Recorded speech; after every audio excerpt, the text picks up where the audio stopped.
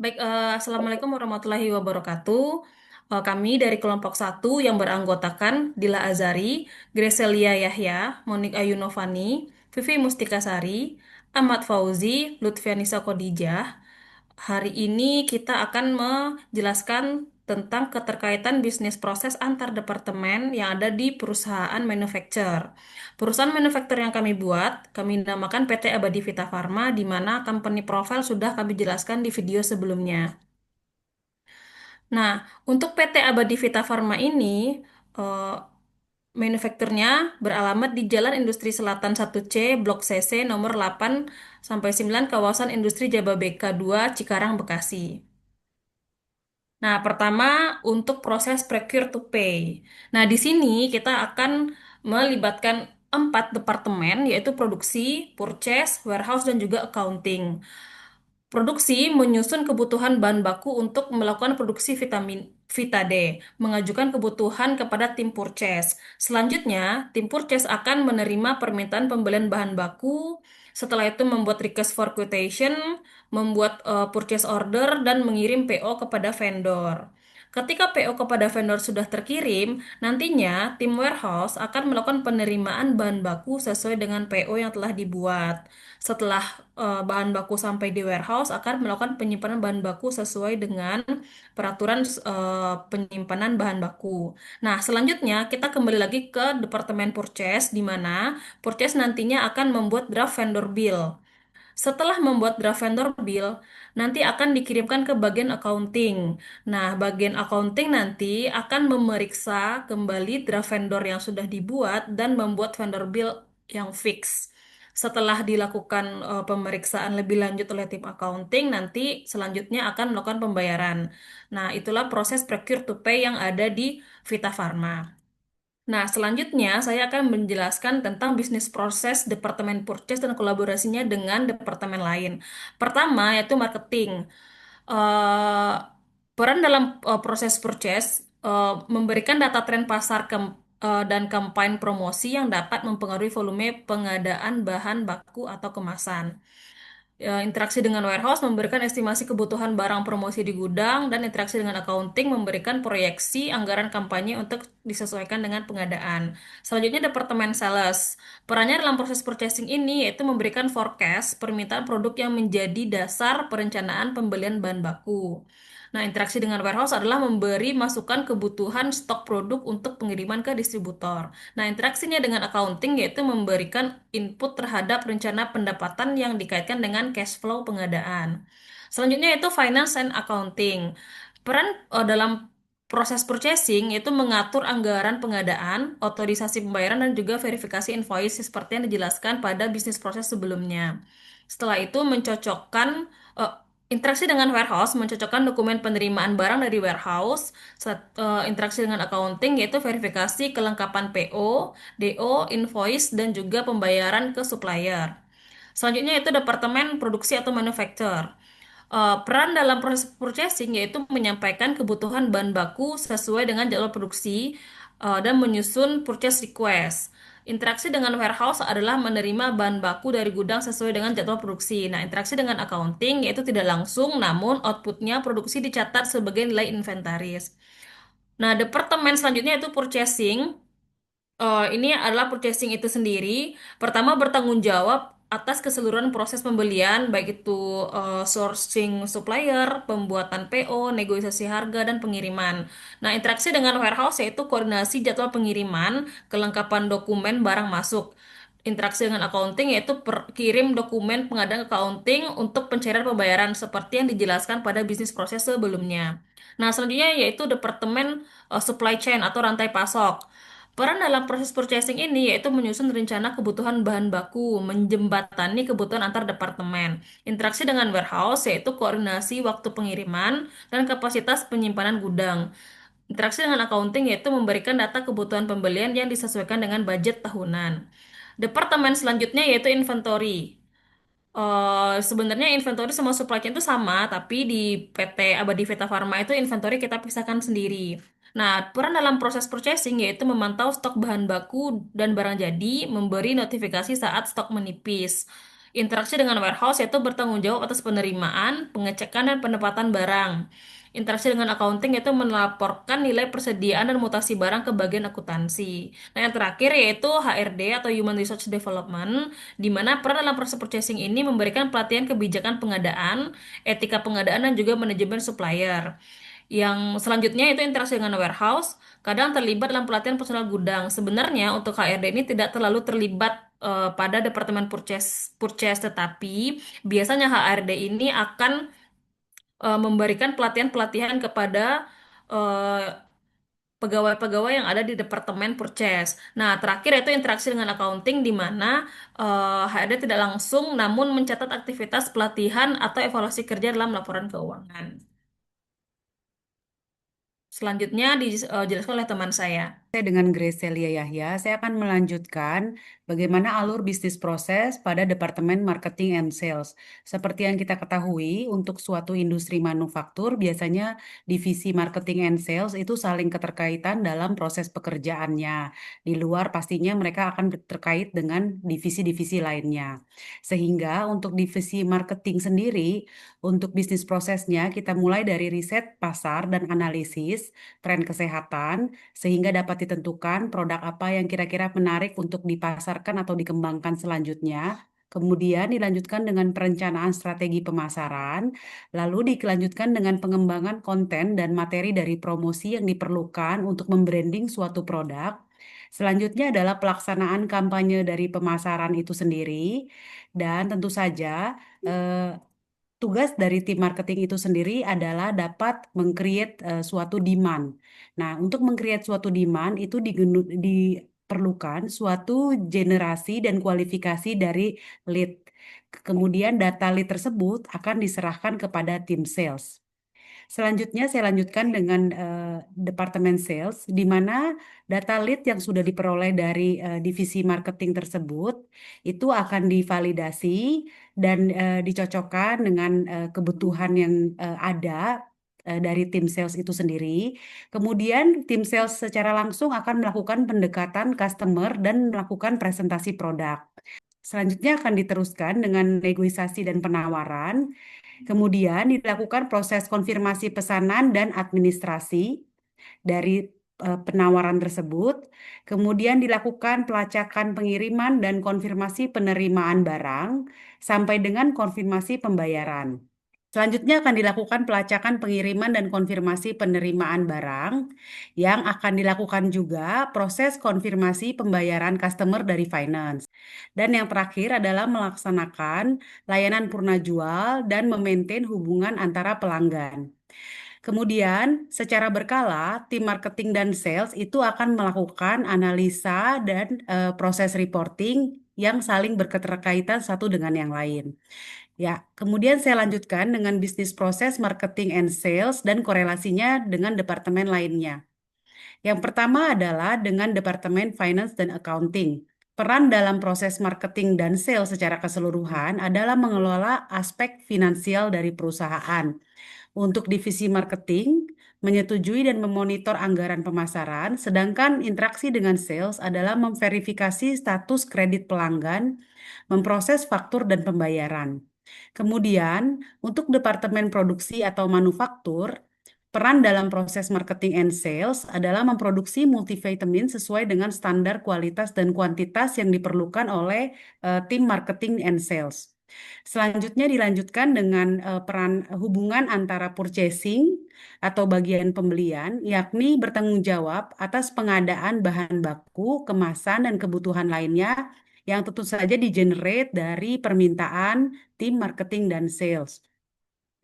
Kemudian untuk interaksi secara spesifik untuk tim marketing adalah menerima permintaan pengadaan barang jasa dari marketing, misalnya merchandise atau materi-materi pendukung promosi dari produk. Kemudian untuk kaitannya dengan divisi sales adalah menerima permintaan pengadaan dari barang atau jasa seperti merchandise, materi pendukung penjualan, dan juga produk yang diperlukan untuk diproduksi. Kemudian saya lanjutkan dengan supply chain atau rantai pasok. Untuk peranan dalam proses marketing and sales itu sendiri, yakni mengelola seluruh aliran barang dan informasi dari pemasok hingga konsumen akhir.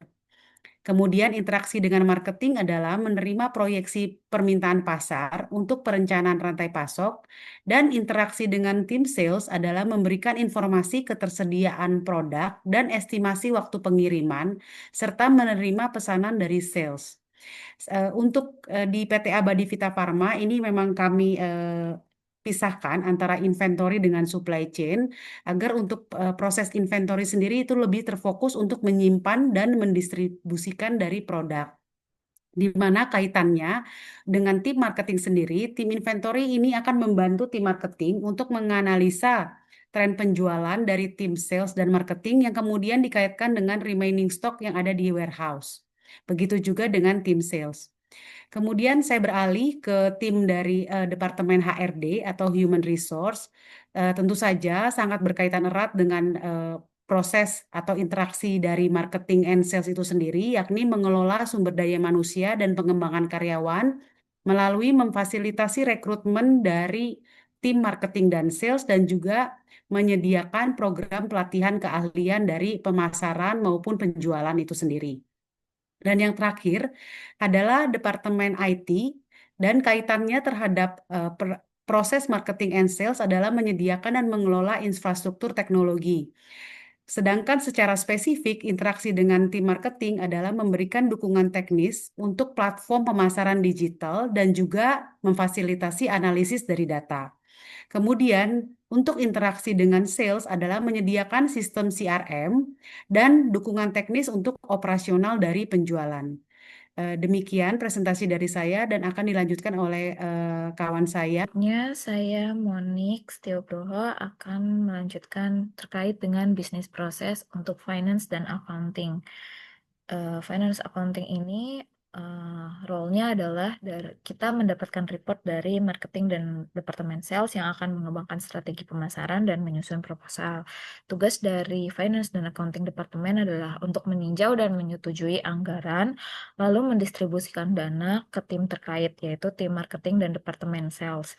Lalu setelah itu, tim marketing dan sales akan melaksanakan kegiatan sesuai dengan proposal yang telah disetujui, lalu membuat laporan pertanggungjawaban dari setiap kegiatan yang dilakukan. Lalu setelah itu dari tim finance dan accounting akan melakukan cross-check anggaran, penyusunan laporan keuangan terkait dengan aktivitas marketing. Selanjutnya adalah ini adalah detail dari job desk yang biasa dilakukan oleh tim finance dan accounting. Pertama, dari proses perencanaan anggaran tahunan dan alokasi per departemen, yaitu kami akan menyusun anggaran tahunan dan menetapkan batasan pengeluaran dari setiap divisi. Lalu dari yang kedua adalah pengeluaran operasional oleh masing-masing departemen. Dari tim accounting dan finance akan menginput permintaan biaya operasional berdasarkan kebutuhan aktivitas rutin dari setiap departemen. Lalu yang ketiga ada tinjauan dan persetujuan pengeluaran oleh finance controller. Kami akan memeriksa keabsahan permintaan biaya dan menyetujui pengeluaran yang sesuai oleh anggarannya. Yang keempat, ada forecasting arus kas dan manajemen likuiditas. Kita akan menganalisis arus kas masuk dan arus kas keluar, serta memastikan kecukupan kas operasional. Lalu yang kelima, ada penerbitan invoice atau penjualan dan layanan. Pembuatan invoice ini berdasarkan pesanan pelanggan. Dari tim finance akan mencatat data transaksi setiap penjualan. Lalu yang keenam, ada pemantauan piutang dan penagihan pembayaran. Pemantauan pembayaran dari pelanggan, mengirim mengingat reminder dari tagihan dan menginput penerimaan kas. Yang ketujuh, ada validasi invoice vendor dan proses pembayaran. Fungsi di sini adalah kami dari finance dan accounting akan memverifikasi invoice dari vendor, memastikan kelengkapan dokumen dan memproses pembayaran sesuai dengan SOP yang berlaku di perusahaan. Yang kedelapan ada pembaharuan buku besar umum dan entry jurnal. Kami akan mencatat transaksi harian ke dalam jurnal umum dan mengupdate buku besar secara berkala. Lalu proses tutup buku bulanan dan rekonsiliasi. Ini akan melakukan proses tutup buku di setiap akhir bulan, mencocokkan saldo kas, bank, dan akun lainnya. Lalu yang ke-10 ada penyusunan dan laporan keuangan. Penyusunan laporan keuangan bulanan dan tahunan sesuai dengan standar akuntansi yang berlaku di perusahaan kami. Lalu yang ke-11 ada audit internal dan kepatuhan terhadap regulasi. Hal ini kita akan melakukan audit internal rutin dan memastikan semua kegiatan sesuai dengan ketentuan regulasi dan SOP yang berlaku. Oke, saya akan melanjutkan tentang inventory. Inventory atau persediaan adalah kumpulan barang atau produk yang disimpan oleh perusahaan untuk tujuan penjualan atau produksi di masa yang akan datang. Dalam dunia bisnis, inventory mencakup bahan baku, barang dalam proses produksi, dan barang jadi yang siap dijual. Secara umum, inventory terdiri dari bahan baku, yaitu berupa material dasar yang akan diproses menjadi produk akhir, barang dalam proses atau work in process, barang yang sedang dalam tahap produksi namun belum selesai, dan barang jadi, yaitu produk yang telah selesai diproduksi dan siap jual. Next. Berikut alur bisnis inventory dalam supply chain management. Yang pertama yaitu melakukan perencanaan dan estimasi kebutuhan. Yang kedua yaitu pengadaan sourcing dan purchasing. Yang ketiga yaitu penerimaan dan pemeriksaan. Yang keempat penyimpanan dan pengelolaan stok. Yang kelima distribusi internal dan produksi. Yang keenam yaitu pengiriman dan distribusi ke konsumen. Dan dari alur proses ini semua akan dilakukan monitoring, pelaporan dan evaluasi. Next. Berikut bisnis proses inventory dan korelasi dengan departemen lain. Departemen yang pertama yaitu finance dan accounting, di mana peran dalam proses inventory yaitu menilai dan mencatat nilai persediaan secara akurat dalam laporan keuangan, baik pada neraca sebagai aset lancar maupun pada laporan laba rugi melalui perhitungan harga pokok penjualan. Yang kedua, departemen produksi yaitu memiliki peran pada inventory untuk memastikan bahan baku, barang setengah jadi, dan barang jadi tersedia dalam jumlah yang tepat, pada waktu yang tepat, dan dengan kualitas yang sesuai untuk mendukung proses produksi. Untuk departemen yang ketiga yaitu purchasing, yaitu mempunyai peran untuk memastikan barang yang dibeli sesuai dengan kebutuhan, jumlah, kualitas, dan waktu yang diinginkan. Untuk departemen sales memiliki peran pada inventory yaitu memberikan informasi permintaan pasar dan data penjualan ke bagian inventory atau gudang. Untuk departemen HRD memiliki peran pada proses inventory yaitu merekrut dan menyiapkan karyawan yang akan bekerja di bagian gudang, logistik, atau inventory sehingga proses pengelolaan barang berjalan dengan lancar. Untuk IT sendiri memiliki peran dalam proses inventory yaitu untuk menyediakan sistem atau aplikasi yang membantu mencatat, memantau, dan mengelola stok barang secara otomatis dan real time, sehingga data inventaris selalu akurat dan up to date. Dan akan dilanjutkan oleh teman saya, Pak Fauzi.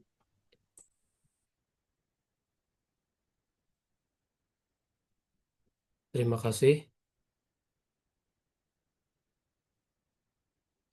Selanjutnya, saya akan menjelaskan mengenai tahapan proses manufaktur di PT Pita Abadi Parma. Eh, Departemen produksi atau manufaktur mempunyai tugas utama yaitu menghasilkan produk-produk yang sesuai dengan GMP dan memenuhi persyaratan mutu. Adapun untuk tahapan atau proses kegiatan yang terjadi atau berlangsung pada departemen produksi atau manufaktur dan berkaitan dengan departemen lain, diantaranya adalah proses manufacturing order atau MO adalah suatu perintah produksi yang mengorganisir semua proses yang diperlukan untuk membuat produk jadi, mulai dari perencanaan hingga pelaksanaan. Pada tahapan ini dilakukan proses setelah pemenuhan bahan baku dari departemen purchasing sesuai dengan permintaan atau kebutuhan dari rencana produksi. Yang kedua, work order atau perintah kerja adalah bagian dari manufacture order yang berisi instruksi detail untuk melaksanakan satu tahap spesifik dalam proses produksi, di mana biasanya pada tahap ini adalah dilakukan suatu proses atau perintah kerja untuk memproduksi suatu produk. Dan yang ketiga adalah unbilled order, yaitu eh, suatu proses yang memungkinkan kita untuk membongkar kembali produk yang sudah dibuat menjadi komponen-komponen asal dan mengembalikannya ke inventory. Ini biasanya terjadi pada produk-produk yang mengalami eh, cacat produksi atau masalah pada proses produksinya dan eh, dikembalikan menjadi bahan baku yang bisa atau masih bisa digunakan untuk proses produksi kembali sehingga akan merubah eh, jumlah atau stok pada inventory. Dan yang keempat adalah scrap order, adalah suatu proses manufaktur yang digunakan untuk merekam bahan baku atau produk yang rusak atau sudah tidak layak atau juga untuk produk-produk yang tidak bisa dijual sehingga dengan kata lain proses scrap order adalah mengurangi jumlah produk dari inventory. Itulah 4 proses yang umumnya terjadi pada Departemen Produksi di PT Pita Abadi Parma. Untuk selanjutnya akan dijelaskan oleh teman saya.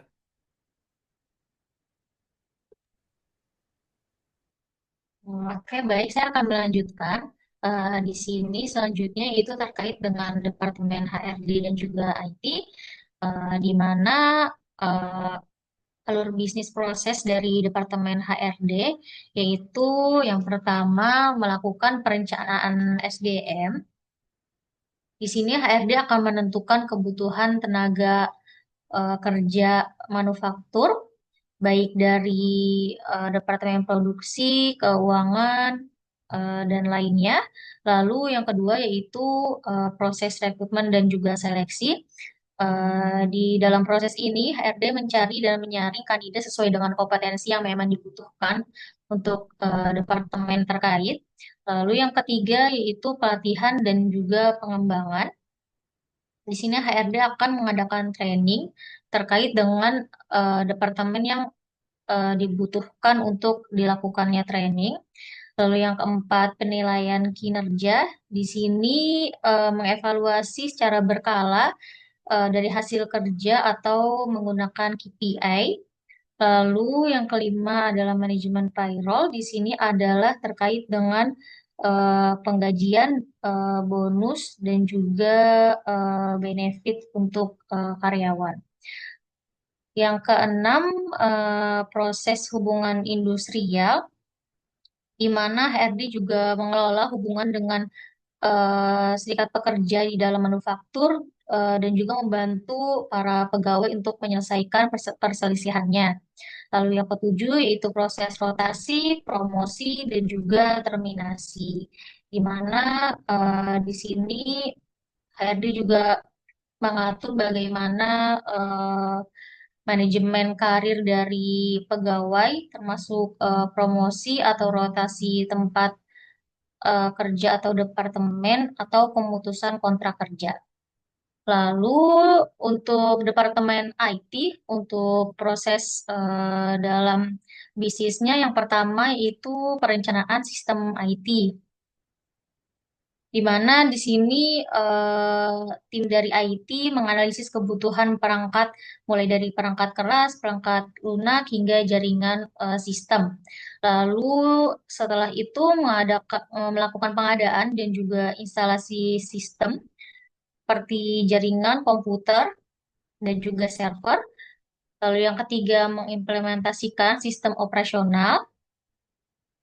Di sini IT akan mengintegrasikan sistem dari mulai purchase, produksi, marketing, sales, keuangan, dan lainnya. Lalu yang keempat, maintenance dan help desk. Di sini IT akan menangani keluhan harian dari semua departemen terkait dengan sistem. Lalu yang kelima itu pengembangan aplikasi internal. Akan dilakukan upgrade terkait aplikasi oleh tim IT secara berkala. Lalu yang keenam selanjutnya adalah cyber security dan backup, di mana IT juga melakukan proteksi terhadap kebocoran data dan juga melakukan backup data rutin untuk manufaktur. Lalu yang ketujuh itu monitoring dan juga evaluasi dari kinerja atau sistem IT terhadap efisiensi kerja. Next.